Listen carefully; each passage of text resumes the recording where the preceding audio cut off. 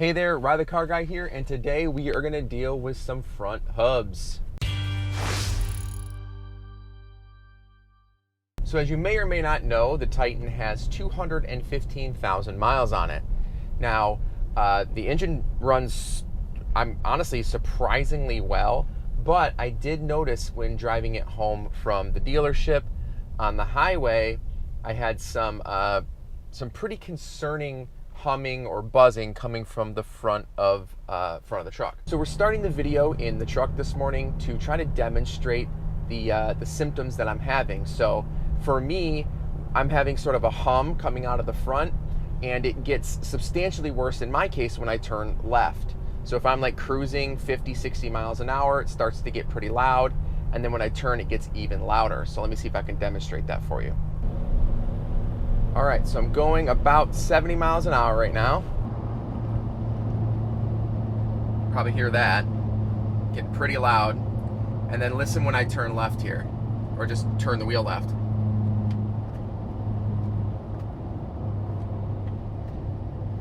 Let's try that again, go a little faster, make sure this is as dangerous as possible.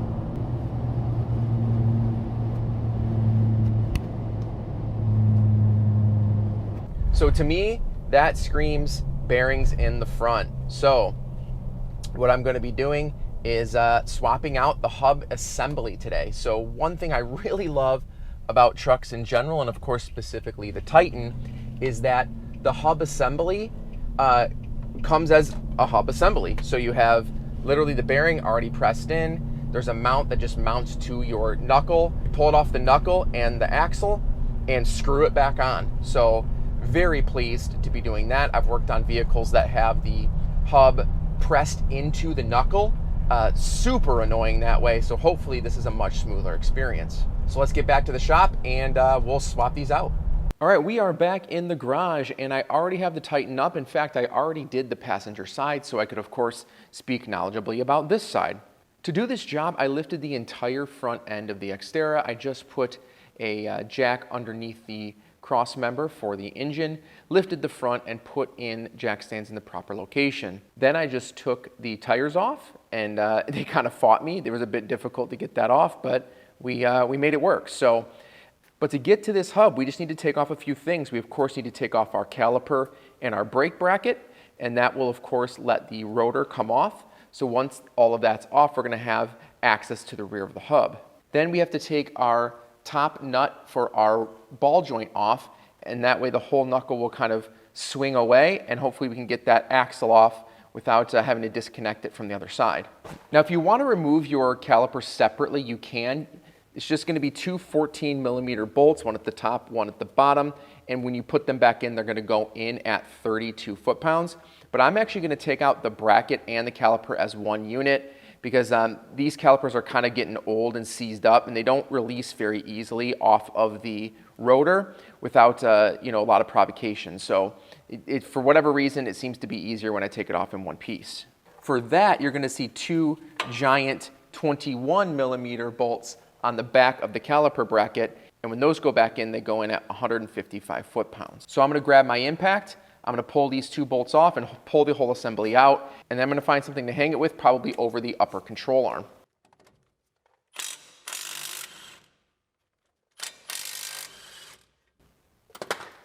Okay, I know it's kind of goofy, but I have some old speaker wire that I had lying around, but it does the job. So I'm just going to grab some of this, and I'm going to tie it over the upper control arm and make sure that it is secured. We're doing this because if we do it this way, we don't have to, of course, remove our brake lines. I'll just tuck the rest of this cord back, throw it back there, and it'll be my new parts hanging cord. With that loose, your rotor will just come right off. Set that aside. Next, I'm going to tackle the axle nut, and for that, we just got to straighten our little split pin here. There we go. Once that's straightened, there we go. We should be able to pull it out. Now that that's out, just got to grab our monster socket here, and that is going to be a 32 that fits on there. 32. Once we reinstall it, this goes back in at 101 foot-pounds.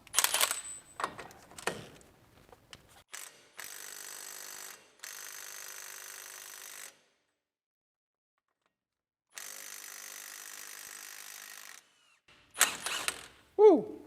That was really on there. Next up, let's grab our upper ball joint. So that's just going to be another little split pin. This is going to be way smaller than the other one. And then we are going to just grab, I believe it's a 21, but we'll check here in a second. And then we're going to back that off. Actually, this was a 22, and that's going to go in at 58 foot-pounds when we reinstall it. So I just got a little breaker here.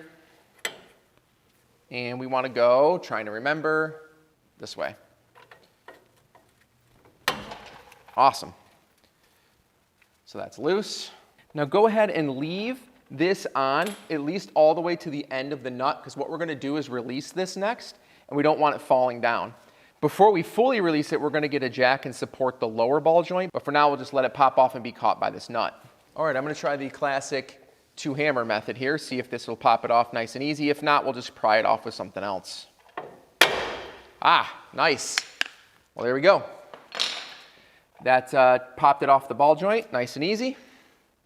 And my ball joint is completely destroyed. That's super cool, but we will deal with that later. Now that this is hanging on that nut, let's go ahead and grab a floor jack with a piece of wood and just rest it here on the bottom ball joint. So that way, of course, we're not going to do any damage to our suspension components when we pull this off. You just want it barely touching, so that way, when it gets loose, we can kind of move it around. There's not a bunch of pressure on it. So finish taking that nut off. Of course, there's a mountain of sand in here. If you watched my valve cover video, you know that this thing is just absolutely covered with sand inside and out. I'm just going to grab some paper towel and wipe that surface off. The ball joint, first of all, completely torn, and it is literally packed with sand. This is unbelievable, but it is what it is. The ball joint is going to have to last me another couple miles before I can swap it out. Now that we have that free, let's, you can see it moves around nice and easily. Let's see if we can get our axle pop out. There we go. And now I just want to try to rotate this here. Let me pull this off. This is being a pain. Actually, to be safe, let's take the sensor electronics off. It's probably better to do that right now, so that way we don't do any damage to it. For that, we just need to, of course, follow the cord until you find the little gray connector. And if you just take this, push that in, that connector should come right out. You might find it easier if you slide it off the mount that's attached to the actual frame and then pull it out. There we go. Slap the sand out of it. And now we can be a little more aggressive with our knuckle here. So I'm going to try to turn this even further. There we go. That did nothing. Cool. All right. There we go. Jeepers creepers. So if you pulled up, just like this, with the knuckle obviously as far out as it will go, it will release. And I'm very glad I didn't have to go take it off of the other side there. So just set that aside. And actually what we'll probably do, we're going to put it back up on the upper ball joint. So that way when we're torquing on it, we have a little extra help here. For this, we just need to push down on the upper control arm, push up on our knuckle, make the two meet. Once they meet, just obviously put your nut back on for a little bit here.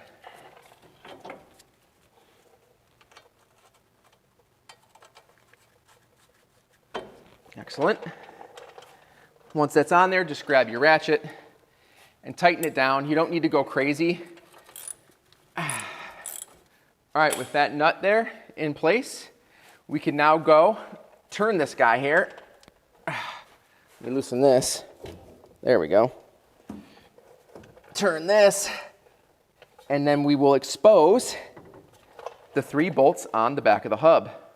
Quick side note, now that the hub is free, I want to show you just how bad it is.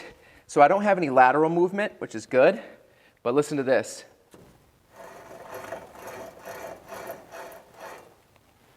I'll grab my microphone, get it closer.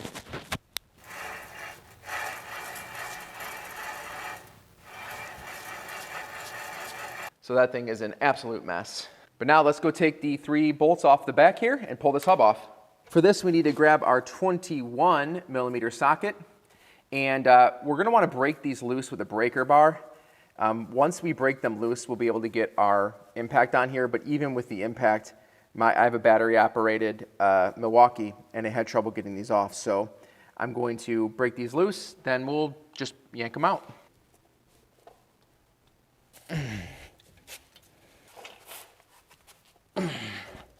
Excellent. Now this one, you have to tuck your axle away a little bit further. There we go. If you're experiencing issues with this, feel free to soak it. So you're gonna wanna soak the front end of the hub because that's gotta come off, but also the bolts. So once you do that, you know, they'll be pretty easy to break loose. Now that we have the hard part over, I'm gonna grab the impact and just back these out. There we go, there's one.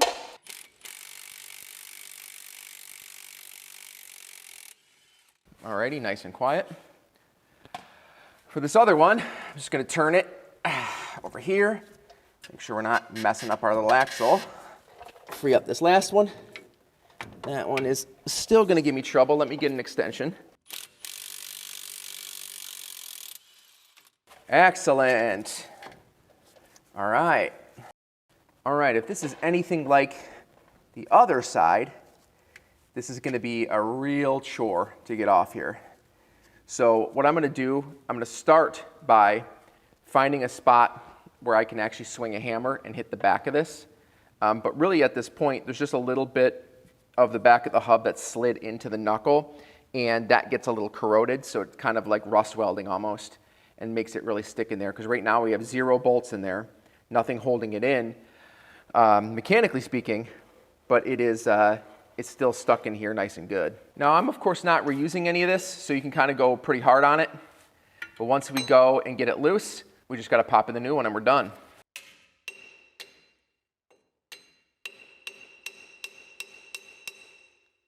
Okay, it appears that I'm getting very lucky because I'm already loosening it.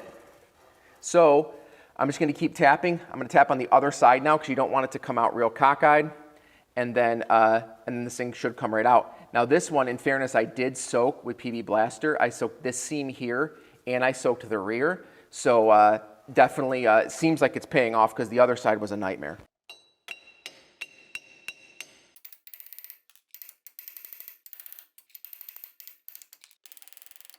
Excellent. It's really coming now. Hopefully you can see a bit of a gap there. Some of the cleaner metal back there. We're almost out. Hey-o. This bad lad is out. That is destroyed. So before we go get the new hub, this is our chance to clean up a few things.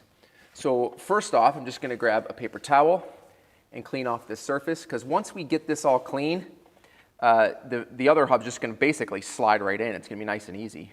Next, I'm gonna grab a little scrubber pad, and I'm even gonna grab some really light sandpaper just to get that surface nice and smooth on the inside.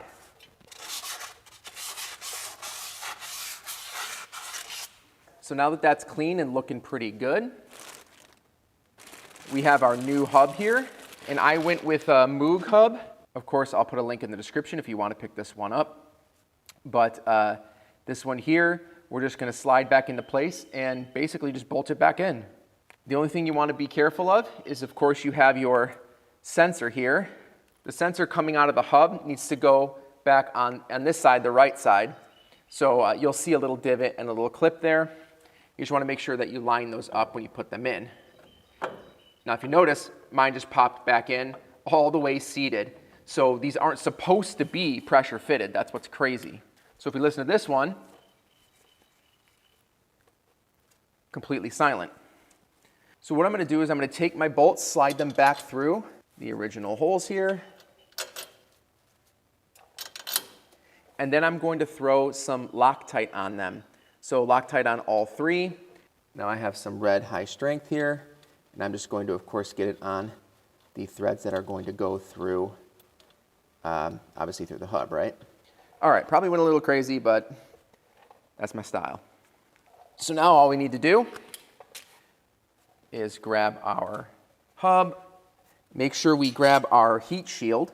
And in fact, you know what? Let me clean that. It looks like shit.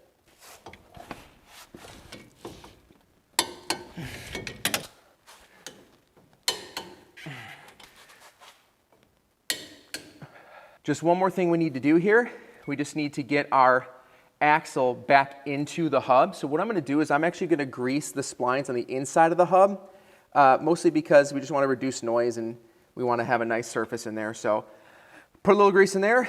Of course, take our upper ball joint nut back off so it can swing freely, and then take the axle and put it in the same way that you took it out.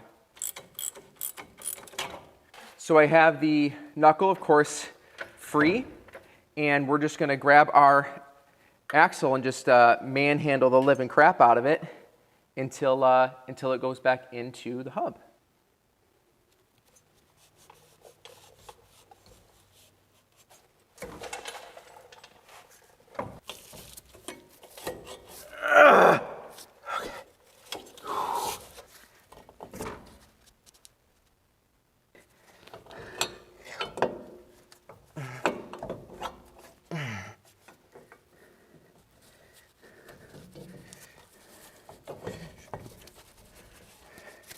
All right, so I thought I was going to die there for a minute, but we got the axle back in.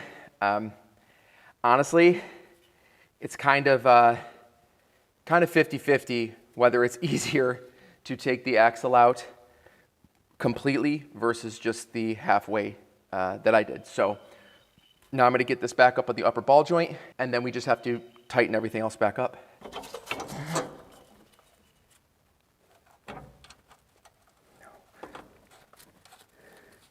So I am completely and utterly exhausted. I'm going to deal with the rest of this tomorrow, but I got you most of the way there. So all you need to do now is just get everything back into place. Basically just reassemble the brakes, make sure your ball joint is to spec, make sure everything's to spec really.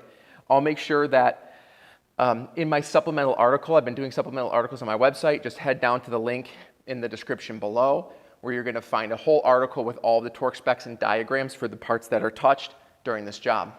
Stick around to the end of the video where I'm going to go ahead and actually drive this with the new hubs so we can see the difference from the beginning of the video where we had the issue to, of course, the end where it's fixed. If you have a Titan, you'd be crazy not to subscribe to my channel. We are just scratching the surface of the Titan. We have a lot more to come. There's going to be a ton of videos, including, I think, in the future, we're going to be doing a full engine teardown and rebuild. If you like this video, please be sure to hit that like button down below. And let's go drive this thing. We're out giving it a little test drive here, and I can already tell you there is a huge difference. Now, as soon as I saw that hub and was able to rotate it freely and listen to it, I knew that was the problem, but it's always good to go out and test it just to make sure. But we are out cruising around, and I'm just gonna find a place to get up to speed here. It's rush hour at the moment, but we'll get up to speed and we will listen to this hub. We're going about 45, 50, and it is blissfully quiet. Here, we'll try a turn here. Ready? Completely silent. Oh, that is much more like it. Other than getting the hub on the passenger side a little stuck and having some difficulty getting it out, this is actually a very simple job. Remember to tighten everything back down to the spec. That's especially important with suspension parts and when you're tightening that axle nut back over the axle. So you don't want to over torque those things. But other than that, unbolt it, bolt it back in, and you are in a much quieter and much safer truck.